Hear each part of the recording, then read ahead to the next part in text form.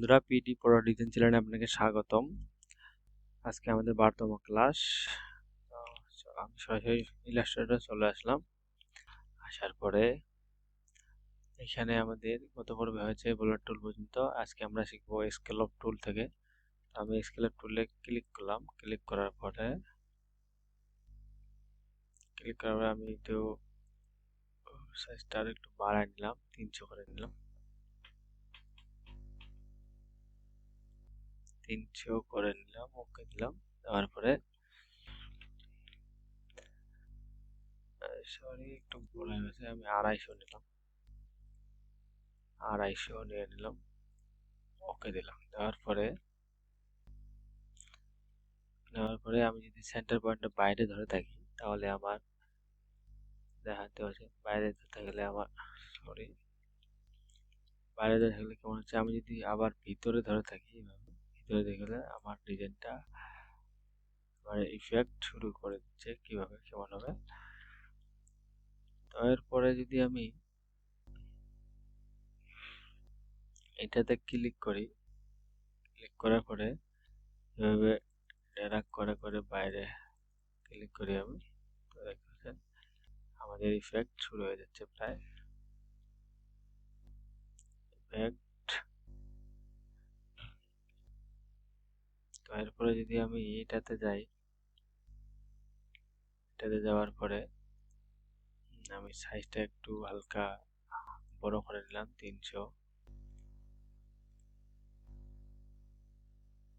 করে নিলাম। ওকে ওকে দেওয়ার পরে যদি আমি এখানে মাস্টার সেন্টার পয়েন্টে ধরে থাকি, এখন আমার ডিজাইনটা অটোমেটিক সুন্দর একটা ডিজাইন হয়ে যাচ্ছে। আমি কন্ট্রোল জেড দিয়ে দিলাম। এখন যদি আমি বেশিক্ষণ ধরে থাকি আমার ডিজাইনটা আরো চিপা হয়ে যাচ্ছে। আমি যদি এখানে একবার যদি ক্লিক দেই তাহলে আমার কর্নার গুলো হালকা স্মুথ ভাবে ছোট হয়ে গেল। আমি যদি দুইবার ক্লিক দেই আমার ডিজাইনটা আরো স্মুথ হয়ে গেল। আর যদি ক্লিক দেই এইভাবে দেখছেন আমাদের ব্রাশ টুলের মতো একটা শেপ চলে আসে এখানে। আমি যে এই সিস্টেমটা পিতে অ্যাপ্লাই করি লেটারে, তো আপনারা এটা করার আগে অবশ্যই ক্লিয়ার আউটলাইন করে নেবেন। তারপরে আমি যদি এখানে ক্লিক দেই, ক্লিক দেওয়ার পরে এখানে আমি কমপ্লেক্সিটিটা 10 রাখলাম, ওকে দিলাম। দেওয়ার পরে যদি আমি এখানে বেশি বড় হয়ে গেছে, আমি যদি এটা ছোট করে নেই 50 নিয়ে নিলাম, 50 ওকে দিলাম। এখন যদি আমি এখানে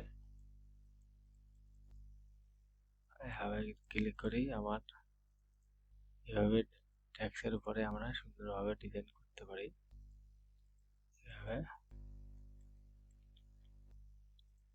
এভাবে ডিজাইন করতে পারি সুন্দরভাবে।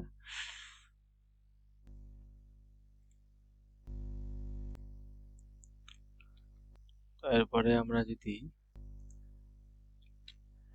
ক্রিস্টালাইজ টুলে যাই, টুলে যাওয়ার পরে এখানে আমি সাইজটা বড় করে নিলাম,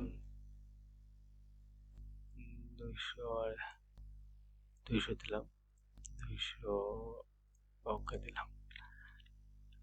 তারপরে যদি আমি এটা বাইরে এইভাবে ক্লিক করি, এইভাবে ক্লিক করে ধরে থাকি, তো আমার একটা সুন্দরভাবে ডিজাইন তৈরি করে দিচ্ছে। তো তারপরে যদি আমি এইভাবে দেই, এইভাবে চার কর্নারে এইভাবে আমরা ডিজাইন করতে পারি। করার পরে এখানে যদি আমরা সাইজটা আর একটু বড় করে নেই, 300 দিয়ে দিলাম, 300 সরি 300 দিয়ে দিলাম। তারপরে আমি যদি এখানে একবার ক্লিক করি, সেন্টার পয়েন্টে একবার ক্লিক করি, আমি দুইবার ক্লিক দিই, আমার ডিজাইনটা আরো পরিবর্তন হয়ে গেল। এইভাবে ধরে থাকি তাহলে আমার ডিজাইনটা এইভাবে হয়ে যাবে। তো এই সিস্টেমটা যদি আমরা এটাতে করি, আসে 100 দিলাম, 100 দিলাম, 100 দেওয়ার পরে এখানে কমপ্লেক্সিটিটা 10 দিয়ে দিলাম। তারপরে দেখছেন এভাবে আমরা টেক্সটের ডিজাইন করতে পারি সুন্দরভাবে।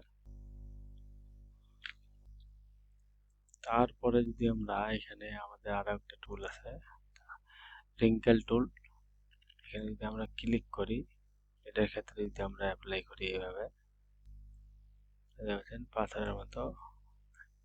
আমি যদি বাইরে সেন্টার পয়েন্ট ধরে থাকি এইভাবে, আমি যদি ভিতরে ধরে থাকি এইভাবে আঠা করে দিতে পারি, এগুলা রাশির মতো সিস্টেম চলে আসে। তারপরে যদি আমরা এটাতে অ্যাপ্লাই করি এইভাবে, এইভাবে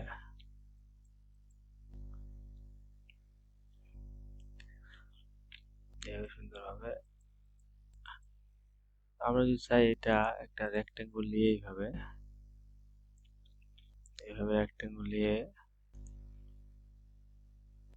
এইভাবে যদি দেই, তারপরে এইভাবে যদি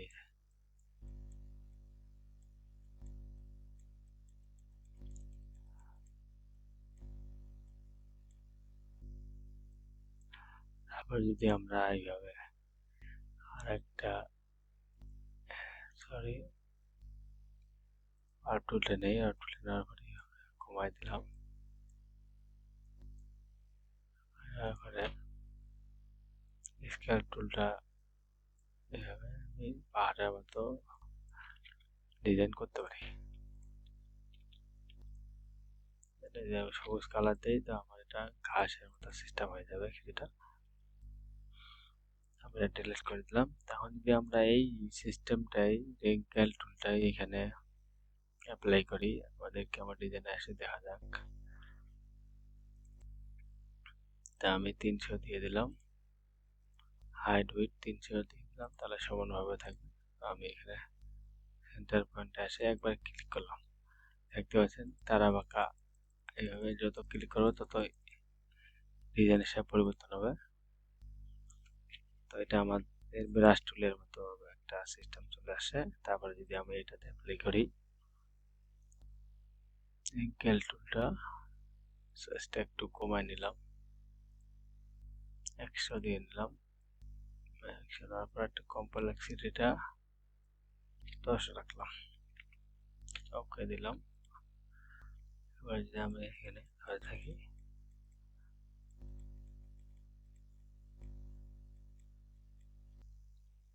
এখানে আমার একটা খাস কাটা একটা ডিজাইন দিয়ে দিয়েছে সুন্দরভাবে। তো বন্ধুরা, আজকের ক্লাস এই পর্যন্তই। দেখা হচ্ছে নেক্সট ক্লাসে। সবাই ভালো থাকবেন, সুস্থ থাকবেন। ধন্যবাদ।